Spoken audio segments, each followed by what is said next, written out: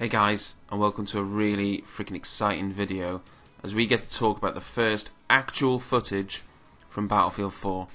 And there's some really amazing things that came about from watching the whopping 17 minutes of footage from the GDC.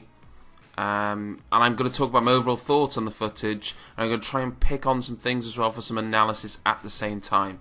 If you want to see the trailer in full, then head to the link in the description. I've got loads of stuff to talk about, loads of stuff that I've noticed that I'm sure you guys will be interested in. So let's just get started. Now, there are tons of positives and a couple of negatives as well, but let's just start by explaining exactly what happened. So at the Game Developers Conference in San Francisco, we have been shown 17 minutes of footage from the new Battlefield 4 game. It was PC footage running on their own engine, but a new iteration in the form of Frostbite 3. Battlefield 3 was running on Frostbite 2. In my own opinion though, this new iteration is more like Frostbite 2.5, or Frostbite on steroids. The demo was set in a level entitled Fishing in Baku, which for your information is the capital of the largest city of Azerbaijan. It's not a pre-recorded demo. One of the DICE employees was actually playing it live, just to be clear. Now in the background I've got a few clips, I've got a bit of screenshot action going on. I'm not going to show the whole trailer because I can't show that on here, but I have put a link below if you want to see it.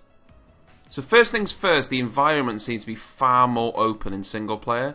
It feels like you've got a lot more choice on how to progress using the environment and destruction to your advantage.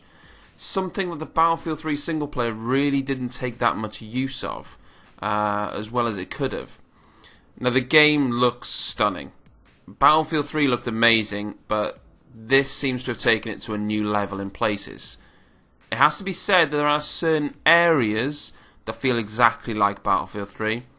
To me, the Jeep you jump into, the corridors in the beginning, they look like they've been plucked straight out of Battlefield 3, and when the demo first started I thought, is this it? Really? But what sets this apart, I think, is like the facial detail and the player animations look astonishing. They look incredible. When you look at the players, you see the sweat dripping from their face, the animations when they talk, just their general overall movement. That seems to be something they've really worked on, and it looks believable and it looks amazing. Also, the blue tint that we've been so used to seems to have gone. The colour palette on the game looked far better and more natural, and just much more pleasing to the eye. The lighting also seemed to be improved to me. When he enters the building in the first section, I've put it on the screen for you now. The lighting seems to be a lot nicer than it did in Battlefield 3. I found sometimes when you were in a building in Battlefield 3 it would feel really dark, but the lighting seemed to be really nice in this building. I don't know whether it was just the area because that was really bright, but it seemed to be a lot better. Something which was new was also the ability to switch between zoomed optical sights and side-mounted iron sights. Something which we have seen in other games such as Modern Warfare and also EA's own Medal of Honor. It seems to be very seamless, and we will wait to see if it carries over to the multiplayer element, which I'm sure it will do. Something huge which I picked up on though is that there didn't seem to be any suppression in the game. So something I was really looking for because it was one of my big gripes in Battlefield 3. A number of occasions the player was getting fired upon with a 50 cal or mounted gun. I saw no screen blurring at all though. Now that's either because they have removed the screen blur element but kept the inaccuracy, or they've removed it altogether. Hard to say right now, but it does look like they're taking notice of people's suggestions. A huge thing that was apparent in the footage was spotting. Now if you've played Battlefield 3, and I'm sure you have, spotting is where you press Q, or spam it if you are like most, in the general direction of an enemy. He then pops up with a red arrow above his head, and he's also shown on the map. That's the same for single player and multiplayer. In this footage, however, to actually spot, the player took their hand off their weapon and pressed something on their jacket, meaning that while they were spotting they couldn't actually shoot. It also then lit up all the enemies in front of them. Now once again, this is single player footage, so it's really hard to say if that's the same mechanic that was going to translate over to multiplayer, or if that's just for single player to immerse you into the game. It's hard to tell, but we'll just have to wait and see. There was also a point in the demo where the player was able to command his own squad, which is a new feature in Battlefield. It's unclear exactly to the extent of which you'll be able to do this, or if it is just basic commands, or whether it is more in depth, like you go here, you go there, you suppress here, or whether it is literally suppress, attack, defend. Who knows? But that's something that I'm really interested to see how that pans out, and it's definitely a cool addition. I also noticed a UI in the top right hand corner which appeared to show challenges, achievements, and also your Origin friends who are online. At one point a challenge invite came online. It's hard to say exactly what that is, but I have a feeling it may be something similar to what they have in Need for Speed Most Wanted. Sort of a, I've done this challenge, I'm inviting you to do better sort of thing, but that remains to be seen. It's no mistake that that's appeared in that footage. I'm fairly certain they will have wanted us to see that, and obviously to make of it what we will.